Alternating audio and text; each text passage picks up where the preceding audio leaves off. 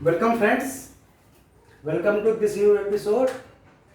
और आज भी हम स्पीड ऑफ इमेज और स्पीड ऑफ ऑब्जेक्ट के बीच रिलेशनशिप देखेंगे, लेकिन आज हम इंस्टेंट वेलोसिटी नहीं देखेंगे। आज हम देखेंगे एवरेज स्पीड। समझ में आया? जैसे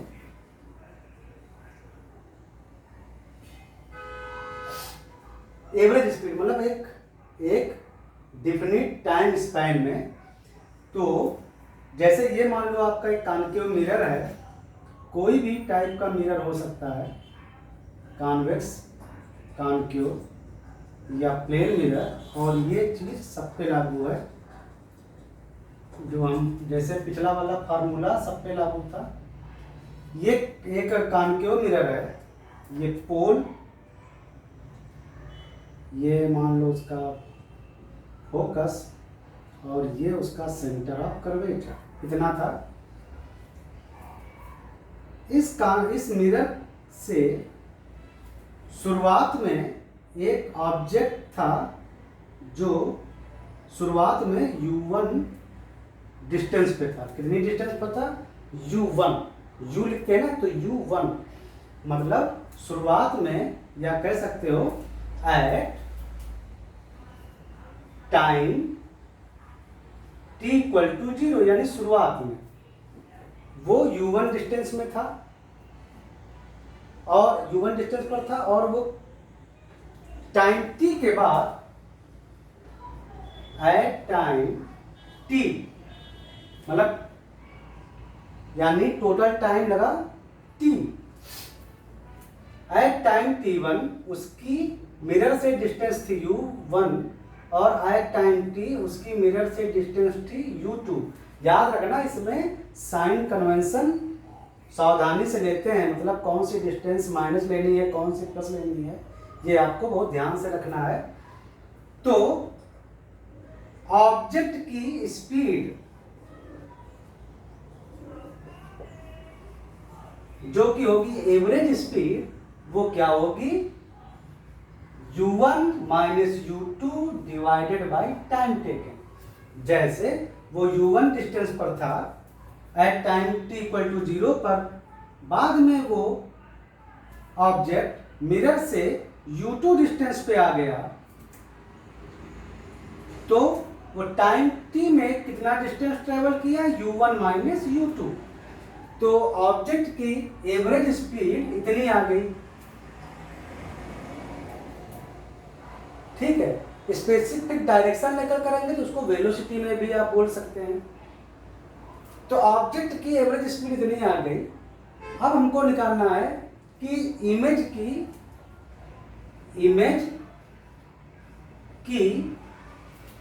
एवरेज स्पीड, या स्पीड कह लो, स्पीड कहना चाहिए क्योंकि एवरेज हम वर्ड पहले इस्तेमाल कर लिए हैं। तो यहां पर लिखते हैं ऑब्जेक्ट्स एवरेज वेलोसिटी, ज्यादा अच्छा लगेगा। तो इमेज की एवरेज वेलोसिटी हमको अब निकालनी है। तो देखो, जब वो u1 पर था ऑब्जेक्ट, तो कहीं इसका मान लो मिरर बना, ये कॉन्केव मिरर है, हम मान लेते हैं कि उल्टा बना, तो ये इसका इमेज बना कब? जब ऑब्जेक्ट ए बी की ये पोजीशन 1 थी, मतलब पहली पोजीशन, तो ये उसका इमेज बना। ये इमेज है ए डैश बी डैश।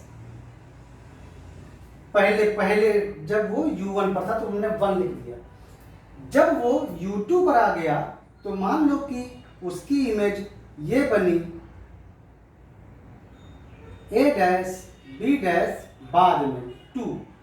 ये जब वो सेकेंड टाइम, जब वो मतलब ये सेकेंड केस है, जब वो टाइम t के बाद u2 डिस्टेंस पर आ गया, तो उस टाइम जब ये ऑब्जेक्ट u1 से u2 में आया, यानी इसका डिस्प्लेसमेंट u1 माइनस u2 हुआ, तो इमेज का डिस्टेंस क्या होगा? इमेज का डिस्टेंस होगा, मान लो ये v1 था और ये था v2, बाद की पोजीशन। तो जो इमेज की डिस्प्लेसमेंट हुई वो कितनी हुई, v2 माइनस v1।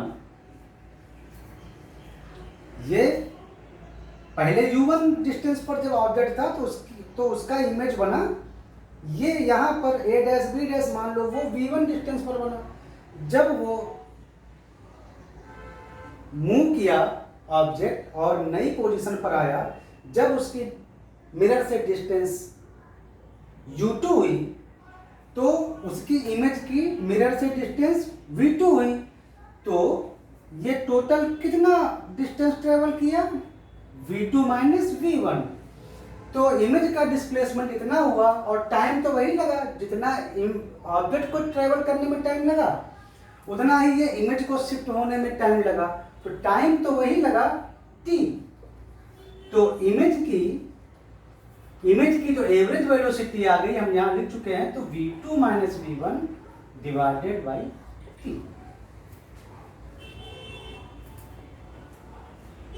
तो ये भी एक तरीका है, ये भी एक तरीका है। अगर ऑब्जेक्ट की एवरेज वेलोसिटी हमको पता हो तो इमेज की भी एवरेज वेलोसिटी ऐसे निकाल सकते हैं। पहले ऑब्जेक्ट किस पॉइंट पर था, वहां का डिस्टेंस लेंगे, वो उसका इमेज कहाँ बना वो पोजीशन निकालेंगे। बाद में ऑब्जेक्ट किसी टाइम में ट्रेवल होकर कहाँ पर गया उसकी पोजीशन लेंगे, तो वहां से निकल आएगी ऑब्जेक्ट की एवरेज वेलोसिटी। और साथ ही जब वो ऑब्जेक्ट शिफ्ट किया दूसरी पोजीशन पर तो इमेज भी शिफ्ट करेगी। तो इमेज कितना शिफ्ट हुई, तो इमेज की फाइनल पोजीशन निकाल लेंगे। फिर इमेज टोटल डिस्प्लेसमेंट कितना की वो निकाल लेंगे, v2 माइनस v1। और जितना ऑब्जेक्ट को शिफ्ट मतलब ट्रैवल करने में टाइम लगा मिरर की ओर, उतना ही इमेज को शिफ्ट होने में टाइम लगेगा। तो टाइम हमको पता हो गया। तो इस तरह हम इमेज की एवरेज वेलोसिटी भी निकाल लेते हैं। अगर हमको ऑब्जेक्ट की किसी गिवन टाइम में पोजीशंस पता हो u1 और u2 गिवन टाइम में, तो उस टाइम तो हम रिस्पेक्टिवली निकाल लेंगे कि इमेज की पोजीशन क्या है v1 और v2, और जितना ऑब्जेक्ट को टाइम लगेगा ट्रैवल करने में, इमेज को भी शिफ्ट होने में उतना ही टाइम लगेगा। टाइम दोनों का सेम लग रहा है। तो ऑब्जेक्ट की भी एवरेज वेलोसिटी हम निकाल लिए और इमेज की भी एवरेज वेलोसिटी निकाल लिए। This is a very basic principle, मतलब बहुत बेसिक प्रिंसिपल है, लेकिन ये एवरेज वेलोसिटी बता रहा है, ये स्टैंड वेलोसिटी नहीं बता रहा है। इसके पहले जो हमने निकाला था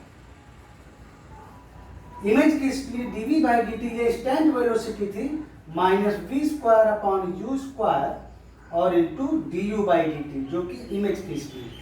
ये स्टैंटेनियस वेलोसिटी थी और ये एवरेज वेलोसिटी थी। तो आई थिंक ये भी आपको फंडा अच्छे से पता हो गया। अब हम लोग मिलते हैं नेक्स्ट एपिसोड में, ठीक है? चलो मिलते हैं नेक्स्ट एपिसोड में।